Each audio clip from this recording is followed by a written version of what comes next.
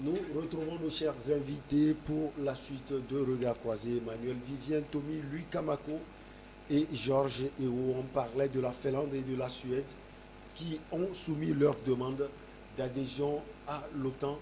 Et on parlait de la position de la Turquie. Vous voulez ajouter quelque chose, Louis Kamako? Oui, ce que je voulais ajouter, c'est que en dehors de la Turquie, bien évidemment, tous les autres pays membres de l'OTAN ont accueilli avec joie, avec enthousiasme l'adhésion de la Finlande et de la Suède. Mais si la Turquie s'oppose, c'est juste parce que la Turquie demande à ce que, je crois que Tommy l'a dit tout à l'heure, à ce que ces deux pays-là lui livrent les combattants du parti des travailleurs du Kurdistan. Et donc, ça fait très longtemps que la Turquie accuse ces pays-là d'être la pépinière d'agression terroriste. Déjà en 2015, déjà en 2015, je crois que la Turquie disait que la Finlande et la Suède sont aussi menaçants que l'État islamique en Irak. Donc ça veut dire que ça fait un bon moment que la Turquie se méfie justement de ces deux pays-là. Donc aujourd'hui, c'est vrai qu'il y a des rencontres qui sont en vue, il y a des rencontres qui sont en cours pour justement voir dans quelle mesure satisfait la doléance de la Turquie.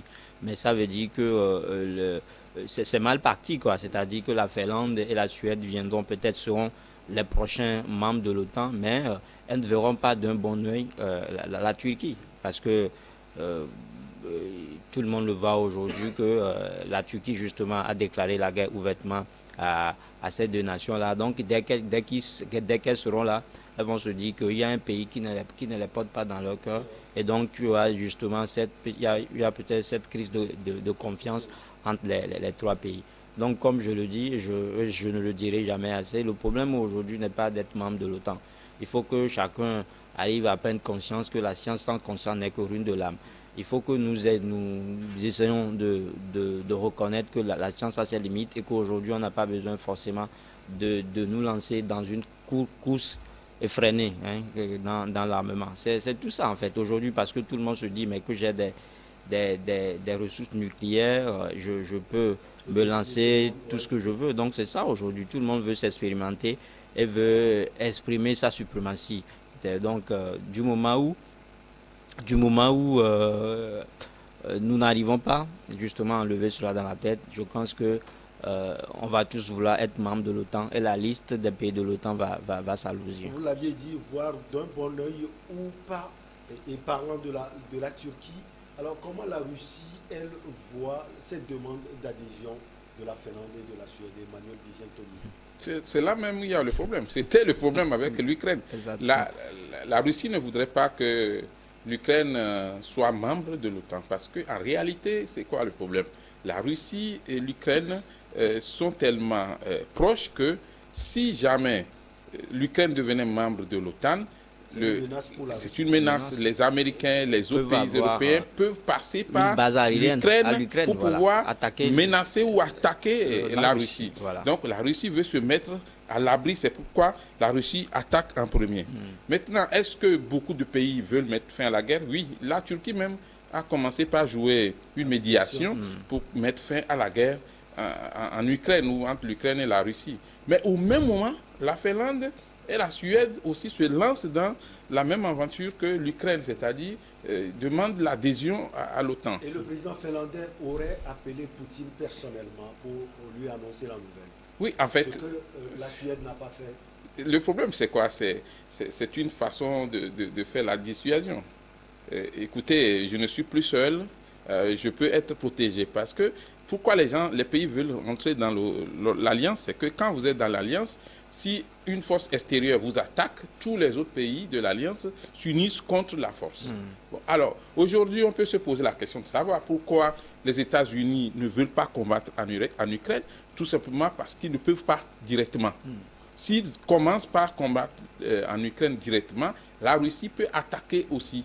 Alors, on fait un effort pour que la guerre se limite juste à l'Ukraine et on dit à notre président ukrainien, ancien comédien de talent, que ben, écoutez, nous allons vous soutenir, mais vous les soutenez mais la guerre se passe sur leur terrain. C'est les immeubles en Ukraine qui sont bombardés. C'est des civils ukrainiens qui sont morts. Et vous voyez, l'Ukraine a donné un signal en commençant par juger pour crime de guerre. C'était un Russe. Mais ce sera la même chose du côté de la Russie. Aujourd'hui, la Finlande et la Suède veulent se protéger. C'est pour cela que ces pays veulent adhérer à l'OTAN. Maintenant, la Turquie, qui joue en même temps ou qui veut être le médiateur dans la résolution de la crise ou de la guerre entre l'Ukraine et la Russie, voudrait avoir des garanties. C'est-à-dire que vous savez que dans les pays, souvent la base arrière, c'est dans le pays voisin pour les rebelles. Et les rebelles quittent souvent les pays voisins pour pouvoir attaquer. Donc, si la Finlande et la Suède prenaient par exemple des engagements avec la médiation des Américains pour essayer de ne plus servir de base arrière, comme cela se dit, à des rebelles contre le régime turc, le président Erdogan sera obligé de mettre de l'eau dans son vin. Pour le moment, l'adhésion n'est pas automatique. Vous faites une demande d'adhésion, mais il faut que tous les pays qui sont membres soient d'accord. Si un seul critique, ça peut traîner le dossier. Donc c'est à cela qu'on fait face présentement avec la demande de la Finlande et de la Suède. Georges Ewo, on va chuter avec l'élément sur la Finlande et la Suède. Vous, comment vous voyez la démarche du président finlandais, Sauli Niinisto? Est-ce que n'a pas fait forcément la Suède et son responsable? Moi, je me suis dit, en voyant ce qui se passe en Ukraine, je dis que les gens se leurrent. Les gens se trompent énormément de la protection de l'OTAN. Parce que ce que les Occidentaux sont en train de mettre en Ukraine, c'est plus qu'être membre de l'OTAN. Les gens ne veulent pas la guerre, c'est tout simplement le cas. Si aujourd'hui la Finlande et la Suède deviennent membres et étant donné leur position, la Russie les attaque, l'OTAN ne va pas attaquer frontalement. Il va toujours jouer cette diplomatie qu'il est en train de jouer avec l'Ukraine. Même si c'est que, comment vous l'appelez, l'Ukraine était déjà membre, il ne va pas aller frontalement. Les États-Unis aujourd'hui ne vont jamais accepter aller frontalement avec la Russie. Parce que, qu'on le veuille ou pas, l'OTAN sait que la Russie, c'est un rapport de force, d'égal à égal. Donc, quand on parle de l'OTAN, on parle des États-Unis, on parle de la Grande-Bretagne, c'est fini. Donc, c'est des rapports d'égal à égal. Donc, on ne va pas attaquer la Russie frontalement.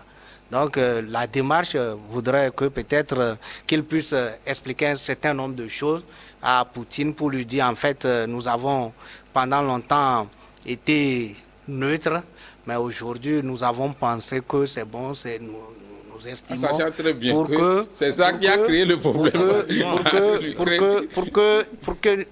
Pour lui donner un certain nombre de garanties, en fait, hein, pour lui dire, pour lui dire, en fait, nous pouvons être membres, mais nous n'allons pas accepter qu'on mette de base, de base armée de l'OTAN sur notre territoire. Seulement, nous voulons être membres pour que, éventuellement, si quelqu'un nous attaquait, ils puissent nous défendre. Ce qui n'est pas vrai, puisque... Aujourd'hui, qu'on le veuille ou pas, que tout ce que nous sommes en train de dire, il n'y a aucune garantie. Parce que d'ailleurs, si vous voyez ce que revendique même la Russie, c'est les garanties qu'on lui avait déjà données par les pays de l'OTAN, de ne pas s'approcher de ces frontières qui ne sont pas respectées. Ça veut dire qu'aujourd'hui, les paroles ne sont que des paroles.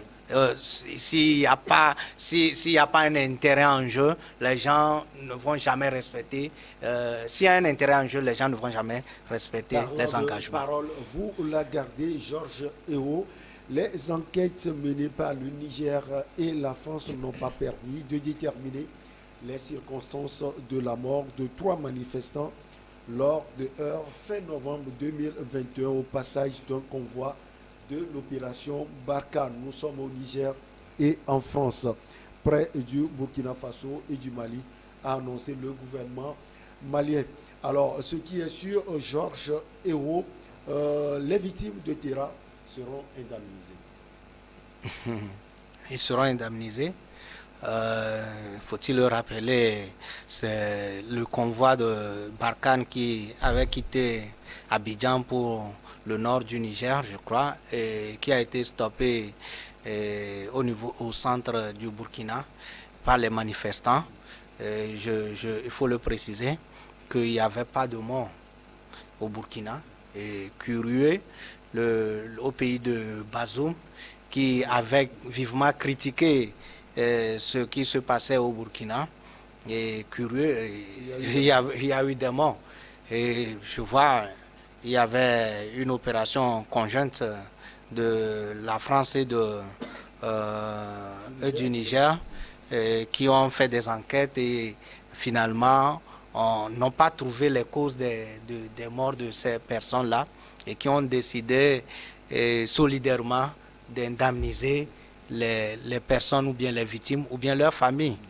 Et aujourd'hui, oui, c'est bien d'indemniser les gens, mais est-ce qu'il n'y a pas d'autres moyens que de se soustraire avec violence quand il s'agit de manifestations?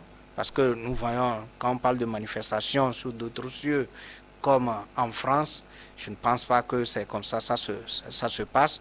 Mais quand les gens manifestent à main nue et qui n'ont rien, et ils n'ont pas d'armes, ils n'ont rien, ils ont que peut-être quelques paroles à l'endroit de ce convoi. Et on ne peut pas dire que le fait de se soustraire de ces manifestants-là, c'est ce qui a fait que, avec des tirs de sommation, il y avait 3 personnes qui sont décédées. Je pense qu'il doit y avoir d'autres explications. Et je pense qu'il doit y avoir encore d'autres, disons, engagements, plus que l'indemnisation pour ces 3 victimes. Je pense qu'il faut aller au-delà même de l'indemnisation pour effectivement que l'humain, surtout l'humain africain, soit respecté par rapport à un certain nombre de choses. Donc, la bonne nouvelle, c'est que ces personnes-là qui doivent forcément être des gens qui ont des familles et qui, moralement, doivent soutenir la famille, je pense que c'est ce qui est ce que je peux dire. La bonne nouvelle, c'est un peu ça, que les gens auront un certain nombre de moyens pour pouvoir, disons, un temps soit peu remplacer ce qu'ils ont perdu dans cet élément-là. Emmanuel Vivien Tomi parle le truchement de l'indemnisation. On veut peut-être oublier l'affaire, c'est ce que les gens pensent. On peut toujours indemniser, on n'oublie jamais. On peut toujours indemniser. Le pardon, c'est autre chose. Et puis, on dit souvent dans le jargon, vérité d'abord et puis le pardon par la suite. Le problème, c'est que dans cette affaire, on ne connaît même pas la vérité. Les 2 commissions d'enquête, que ce soit en France comme au niveau du Niger, n'ont pas pu déterminer avec exactitude comment les personnes qui sont mortes ont été tuées. C'est vrai aussi qu'il y a peut-être un langage double, parce que quand on prend la France, par exemple, d'une façon officielle, la France dit que ce n'est pas nos éléments qui ont tiré sur ceux qui sont tombés. Nous, on avait tiré, mais il y avait eu un blessé. Mais quand tu interroges l'armée française, elle dit nous étions obligés de nous défendre et nous avions utilisé effectivement des tirs de sommation. Alors, comment est-ce qu'on veut faire peur et on tire à balles réelles sur des personnes? Parce qu'il y a une convention sur l'utilisation des armes pour les manifestations. Mais Emmanuel Vivien Tomi, on peut aussi se poser des questions, parce que Georges Hérault l'a dit tout à l'heure, au Burkina Faso, il n'y a pas eu de mort, mais au Niger, il y a eu des morts. Vous savez, en toute franchise, pour ceux qui sont des habitués des grandes manifestations où la violence s'y mêle, si tu es un homme en uniforme, si tu ne te maîtrises pas, tu es obligé de te défendre et d'aller au pire. Vous avez vu dans nos pays africains, à Lomé ici, Il y a eu des manifestations dans le temps où des personnes ont pris des pavés pour casser la tête des gens en uniforme. Mais ces gens en uniforme aussi ont des familles, ont des enfants. C'est des gens qui sont des civils quand ils enlèvent leurs uniformes aussi. Donc, il n'y a pas de raison qu'il y ait de la violence d'un côté ou d'un autre. Maintenant, en la matière, la loi a prévu des dispositions pour pouvoir se défendre. Mais vous ne pouvez pas aller au-delà de ces dispositions-là. Quand vous avez essuyé, effectivement, cette protestation de la part des Burkinabés, vous devez vous attendre à avoir la même chose pratiquement avant d'arriver à destination. Donc, il y a effectivement l'utilisation des gaz lacrymogènes, il y a l'utilisation de l'eau pour effectivement mettre fin à certaines manifestations. Mais il y a eu mort d'hommes et beaucoup de blessés. Alors aujourd'hui, ce qu'on peut accepter, pas l'apprécier, c'est que la République du Niger et la République française disent nous avons été à la base de la mort de ces personnes-là. Et donc, ils parlent de responsabilité partagée et on dit on va les indemniser à deux niveaux, c'est-à-dire la France va indemniser et puis le Niger aussi. Mais il serait bien qu'on connaisse la vérité. Ensuite, c'est le moment aussi de dire la vérité à nos jeunes frères africains. Il ne suffit pas seulement de suivre les idéologies de certaines personnes et de commettre certaines erreurs qui peuvent vous coûter la prison ou la vie. C'est-à-dire qu'en même temps, vous avez le droit de protester contre le passage d'une force française. Il faut faire cela aussi avec zéro violence, par exemple, pour éviter que ces hommes en civil, en uniforme, que ce soit des Français comme les Nigériens, ne tirent sur la foule. Mais ceux qui sont aussi les militaires, les policiers, les gendarmes, ont été formés pour ça. Ils n'ont pas le droit de tirer des balles réelles pour disperser une foule. Ça, c'est conventionnel et ça doit être respecté. C'est en cela qu'on ne veut pas accepter, effectivement, qu'on dise on va les indemniser. On l'indemnise, ça ne suffit pas parce que l'argent ne va pas faire revenir ces 3 personnes qui sont décédées. L'argent ne guérit pas complètement les plaies parce qu'il y a les plaies au niveau mental également, au niveau moral. Et donc, on va dire plus jamais cela. Et on est quand même en 2022, on ne peut plus se permettre d'utiliser des balles réelles pour disperser une foule en train de manifester. Alors, Viviane Tomi a parlé de double langage de l'armée française. Quelle interprétation vous faites de ce double langage? Bon, d'abord, sur la question, pourquoi est-ce qu'il n'y a pas eu mort d'homme au Burkina, mais il y a eu mort d'homme au Nigeria? Au Niger, ça veut dire juste parce que tout dépend de comment est-ce que les deux pays, tout dépend de la relation que les deux pays ont avec la France. Quand vous prenez un pays comme le Niger, où le président Mohamed Bazoum ne joue que pour Emmanuel Macron, c'est normal que chez lui, il y a mort d'homme. Parce que ceux qui sont entrés, ces policiers, ces forces de... C'est pas normal, mais... Non, on pourrait comprendre. En fait, dire que c'est normal qu'il y ait un mort d'homme. Ce qu'il est en train de dire, c'est que c'est le respect que le président, le respect qu'il mérite. Pour Bazoum, la France passe avant tout. Oui. La France passe avant tout. Donc le citoyen... Non, il n'a pas donné l'ordre, mais ceux qui sont là-bas, c'est-à-dire que les policiers... Oui, mais moi, je pense qu'on ne peut jamais dire que c'est normal qu'il y a eu mort d'homme. Qui assurent la sécurité. En fait, ils savent que le patron est affectionné ou bien le patient a une passion pour la France. Donc ça veut dire c'est pas interdit qu'un président soit ami à un autre président. C'est pas interdit. Donc ils se disent mais tout ce qu'ils feront, Bazoum n'est pas plus ami à Macron que Ouattara. par le président. Donc c'est ce qui s'est passé. Quand vous écoutez même ce qu'il a dit aux médias, aux journaux français, La Croix et l'Observation, vous allez juste vous rendre compte qu'en réalité, lui, il a déjà fait écho pour la France. Parce qu'il a dit que la France a procédé à des sommations avec des armes létales. Et que c'est peut-être en utilisant ces armes létales-là que des individus ont été atteints. Mais il a conclu et il a dit clairement que l'armée ou bien les militaires français n'ont pas été à l'origine de la mort de ces 3 enfants. Je n'ai pas fait cette lecture. Moi, je l'ai fait, je l'ai lu sur le journal là. Peut-être ça vient, le coup vient du Niger.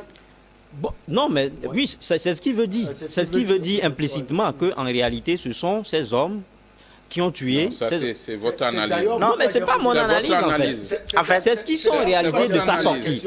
Pourquoi pas au Burkina? Ouais, justement, ça veut dire que maintenant, ça veut dire tout simplement que Bazoum reconnaît que c'est pas la France, ou bien ce sont pas les militaires français qui ont tué, mais qui ont commis cette bavure policière là, parce que dans ces cas de figure, on parle de bavure policière, mais plutôt les hommes en treillis nigériens. Donc c'est de ça qu'il s'agit malheureusement.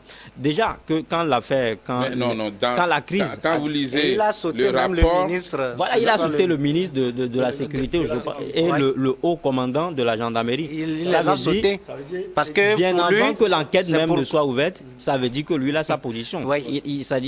Il connaît déjà en quête les tenants et les aboutissants de cette bavure policière-là. Donc, c'est de ça que nous parlons. Selon vous, il reconnaît les faits ou bien il est en train de protéger la France? Il reconnaît les faits, il reconnaît qu'il y a mort d'homme. Et que c'est lui d'ailleurs même qui a demandé la quête. Mais il ne veut pas accuser ses amis. Ouais, Il ne veut pas accuser ses amis. Il n'accuse pas la cuisse. Il n'est pas prêt à accuser la France. Il n'est pas prêt à faire endosser la responsabilité à la France.